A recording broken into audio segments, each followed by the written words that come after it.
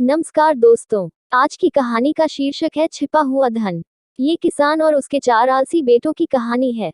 चारों आलसी बेटों को किसान कैसे मेहनत का पाठ पढ़ाता है, जानने के लिए सुनते हैं आज की कहानी, छिपा हुआ धन। एक गांव में एक किसान रहता था। उसके 4 बेटे थे। किसान मेहनती था, लेकिन उसके चारों बेटे आलसी थे।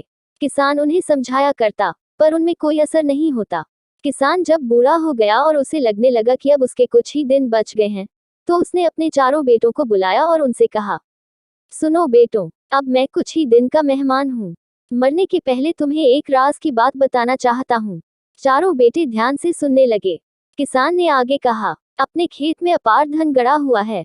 मेरे मरने के बाद तुम खेत को गहराई तक खोदना, तुम्हें धन मिल जाएगा। तुम लोग आराम का जीवन बिताना। चारों बेटे खुश हो गए। उन्हें लगा कि अब उन्हें सारी जिंदगी काम नहीं करना पड़ेगा। कुछ दिनों बाद किसान की मृत्यु हो गई। उसका अंतिम संस्कार करने के बाद चारों बेटे खेत में जाकर खुदाई करने लगे। कई दिनों तक खेत खोदने के बाद भी उन्हें कुछ नहीं मिला। उन्हें अपने पिता पर बहुत गुस्सा आया, लेकिन उन्होंने सोचा कि जब खेत खुद ही गया है, तो यहाँ धान बो देते हैं। उन्होंने खेत में धान बो दिया। कुछ माह बाद खेत धान से लहलहा उठा। धान बेचकर उन्होंने अच्छा खासा धन कमा लिया। उस दिन उन्हें अपनी पिता की बात का अर्थ समझ आया कि उनके खेत में अपार धन छुपा है, बस उन्हें मेहनत करने की जरूरत है। उन्होंने उस दिन से जी तोड़ मेहनत करने का संकल्प ले लिया। दोस्तों, हमें कहानी से क्या सीख मिलती है? मेहनत का कोई विकल्प नहीं।